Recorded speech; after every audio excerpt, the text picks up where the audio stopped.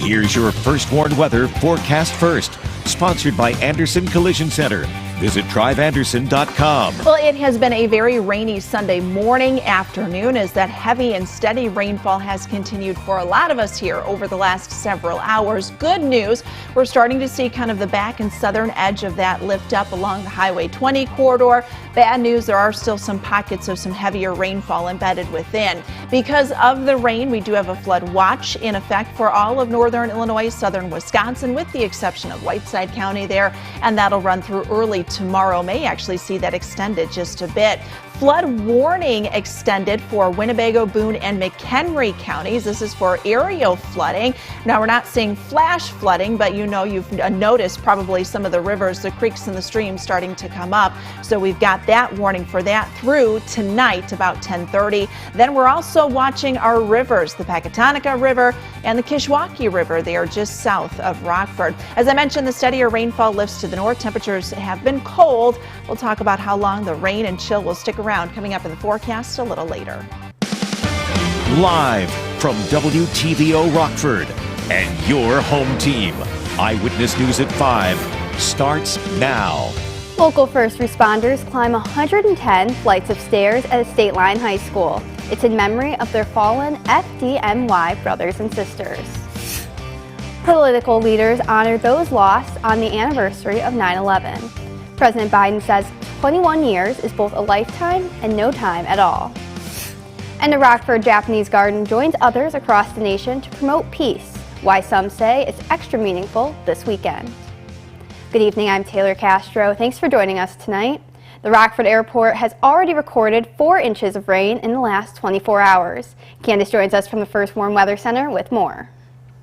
Yeah, you know, Taylor, we have had some pretty heavy rainfall. What a difference, right? A short 24 hours makes, as we had sunshine yesterday, temperatures in the 80s. Today, we've been hard pressed to make it out of the low 60s, and it has been wet. We've had some very heavy rainfall come down. In fact, area-wide totals have been anywhere from about 2 to 4 inches of rainfall, really where you see some of that lighter blue and the purple showing up. Anywhere in the green, generally about 1 to 2 inches. So we've had a pretty concentrated area of some really heavy rainfall lining up right across north central Illinois and then into south central southeast Wisconsin. When we look at our individual sites, look at this, 4.44 inches of rain here recorded at the airport in Rockford. I know many places have picked up anywhere between that 2 to 4 inch amount. That's actually more rainfall today than what we typically would get in the entire month of September. So that is a lot of rainfall that has come down. Good news. Southern edge of that now starting to lift up to the north. There are still some heavier pockets embedded within, especially north of Rockford. This will generally subside, although I do think we still see a couple of scattered showers kind of on and off here as we go through the remainder of this evening, but some drier air slowly working in will kind of shut off initially some of that heavier rainfall. But getting up tomorrow morning, Taylor, I do think we see some moisture wrap back in, and there will be some heavier rainfall, this time maybe a little further west of Rockford for tomorrow morning. We'll look at when we really start to dry things out here coming up in the full forecast a little later. Thanks, Candace. Today marks over 20 years since life changed as we knew it. On September 11th, 2001, hundreds of first responders lost their lives after 4 coordinated terrorist plane hijackings. Here at home, people gathered for the first annual Rockford Hero Climb in memory of the lives taken on 9/11. The event also acted as a benefit for a local organization. Amory Wilder was there. Amory, are they planning to have it again next year, hopefully with some sunshine?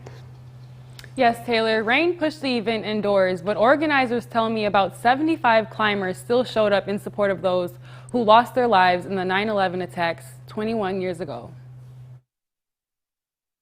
That's kind of what exactly our foundation stands for, you know, helping the first responders. Brad Lindmark is the president of the Greg Lindmark Foundation. It was founded shortly after Brad's brother, a Rockford police deputy, took his own life in 2015. Since then, the organization has been dedicated to addressing the trauma first responders may experience. Started off with just helping police officers' families, cumulative stress, PTSD. We offered confidential counseling, which we still do today, except now we're with all first responders, jailers, of course, fire, police, dispatchers, every first responder that needs help, we're there for them. Landmark adds help from the community keeps them going. That proved true on Sunday, the anniversary of the September 11th terrorist attacks in New York. A local radio station hosted a fundraiser in memory of the lives taken on 9/11. So here we are 21 years ago, or 21 years after the 9/11, and we're doing our thing to make sure people continue to remember those that we lost. And here's a great opportunity to actually physically do something and replicate 110 floors of the World Trade Center buildings here in Rockford, here at Guilford High School. Program director for 95.3 The Bull, Gordon Mays, says 90% of participants did all 110 flights, which equals 50 round trips on the gym bleachers. Chelsea Meyer wasn't able to do them all, but she still feels accomplished. Though I only did 50 steps, I can't imagine with all the smoke and what happened on that day of 9/11, so it's very significant. Mays adds some climbed in fire gear and waited guests to try to recreate how first responders felt this day in 2001. Taylor, back to you. Thanks, Amory. 21 years after the deadliest terrorist attack on U.S. soil, President Joe Biden told the families of the victims outside the Pentagon that America will never forget. The president laid a wreath at the National 9/11 Pentagon Memorial in Arlington, Virginia, before giving his remarks. The names of those who died were read one by one. President Biden called on all Americans to remember the victims of 9/11 every day by uniting and protecting American democracy. I know for all those of you who've lost someone, 21 years is both a lifetime and no time at all. It's not enough to stand up for democracy once a year or every now and then. It's something we have to do every single day. First Lady Jill Biden spent the morning in Pennsylvania to honor the heroes of Flight 93, which crashed into a field in Shanksville. And at Ground Zero, Vice President Kamala Harris and her husband paid tribute to the lives lost during the attack at the World Trade Center. More migrants from Texas have made their way into the suburbs without warning from City of Chicago officials. Elk Grove Village announced it received a bus of 90 migrants. The mayor of Elk Grove sent a robocall to residents saying that he is disappointed in the, quote, haphazard way in which the situation has been handled by county, state, and City of Chicago officials. And the new arrivals will stay at a hotel in the village indefinitely. The governor of Texas doubled down on his busing policy. He says Texas can't handle all of the people crossing the southern border illegally. But he admitted he sent migrants to New York only after the city's mayor criticized the policy. Chicago has received about 400 people from Texas in the past 2 weeks. There's no word as to how many more buses may arrive. The Anderson Japanese Gardens bring Gardens for Peace to Rockford. It's in partnership with the North American Japanese Gardens Association. Gardens from across the nation participate to bring communities together to promote peace. They are united through peace, community, and exploration. One volunteer says this is an important message, especially today. Well, Gardens for Peace for me, especially this time of year, 9/11. My sister was in New York City on 9/11, so the whole aspect of peace resonates just a little more this weekend for me. Guests could also enjoy activities like haiku and origami.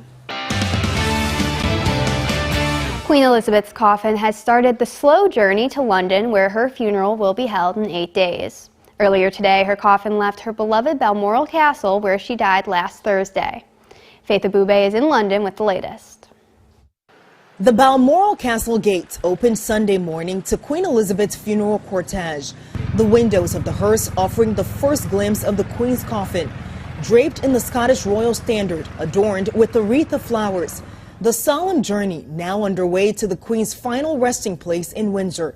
The procession traveling through towns and cities in Scotland. 3 of the Queen's children, Princess Anne, Prince Andrew, and Prince Edward, along for the 6-hour journey to the Queen's first stop in Edinburgh. Thousands lining the streets to pay their final respects, some in quiet reflection. Others applauding as the hearse drove by. Came down here to pay my respects to the Queen. She's done such a wonderful job for the country and the whole world. She's been such an inspiration and joy to so many people. I feel very sad that she's no longer with us. Scottish farmers also seen along the route paying tribute with their tractors. As the Queen's journey was underway, official word of the new king spreading. In Northern Ireland, Wales and Scotland, Charles III formally proclaimed king Sunday. God save the king! A nation hailing its new king while also mourning its longest reigning monarch. She's been that rock, that stability through the world wars, through the Cold Wars, through COVID. She was our constant. Back in Edinburgh, a royal salute to the late Queen. Princess Anne curtsying the coffin as it's carried into the Palace of Holyrood House, where it'll remain overnight. It's a massive occasion, probably once in a lifetime for us, and we come down to pay our respects and just see everything that's going on and take it all in. And the staff at the Palace at Holyrood House is getting their chance to say their final goodbyes tonight. And then tomorrow, King Charles and members of the royal family will join a procession as that coffin is moved to St. Giles Cathedral. In London, Faith Abube, ABC News. Now, your first warned weather forecast from Chief Meteorologist Candace King. Well, it has been a good day to be indoors, and quite a difference a short 24 hours makes, from the sunshine and temperatures in the low 80s to plenty of rainfall and a lot of chill out there. A live look with our SkyTrack camera out of the Poplar Grove Airport here.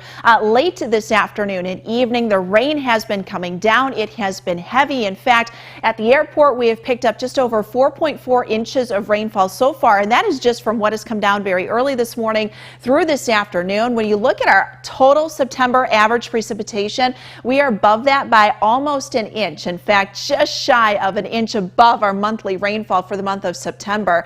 Greatest 24-hour rainfall this year back on August 8th when we had that heavy flooding event, 3.23 inches. So we are above that for the year. And when we look at our greatest 24-hour rainfall total ever, 7.43 inches. That was back July 17th and 18th, 1996. So a lot of rain has come down in a short amount of time. And when we put some numbers to our stations, you can really see where that concentration of that heavier rainfall came down, when in some spots very early this morning, we had rainfall rates about 1 to 2 to 2.5 inches per hour with some of those embedded thunderstorms. Southern fringe of the heavier rainfall now pulling north of Highway 20. It is still going to be pretty significant and heavy north of the state line here as we go through this evening. Reason why we've had so much heavy rainfall come down, check out this upper level low just sitting and spinning, which has allowed that lift to really kind of increase and intensify right across the region.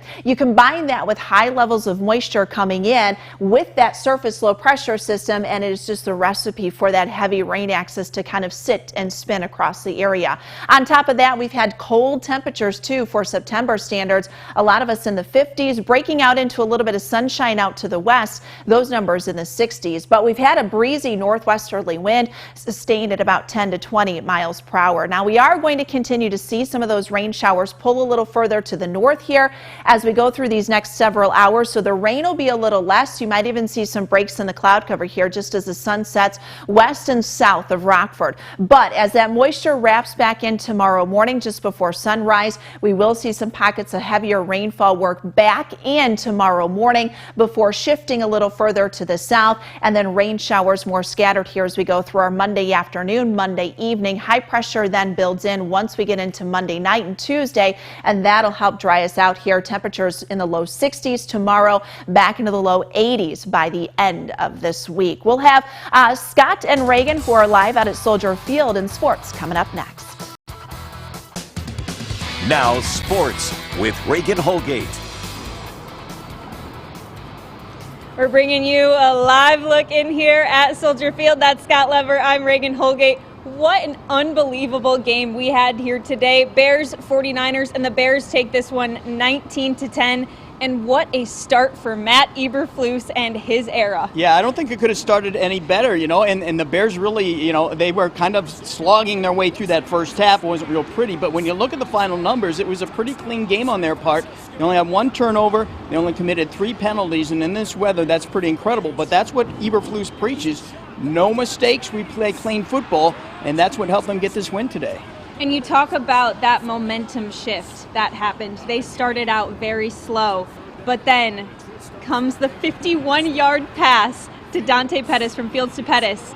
wide open. Yeah, my jaw dropped. I couldn't believe it. I think I was closer on coverage to him than the defensive backs were for the 49ers. They just broke down on that play. But the Bears needed a spark. The 49ers said, here it is, have this big pass play. The Bears took advantage of it. They took advantage of a couple more mistakes, a lot of penalties by the 49ers too today. I think the Bears caught the 49ers at the right time, a good team. You want to play them in week one, you want to play them in bad elements, and you want to play them with an iffy young quarterback in Trey Lance. So all that added up and to help the Bears today.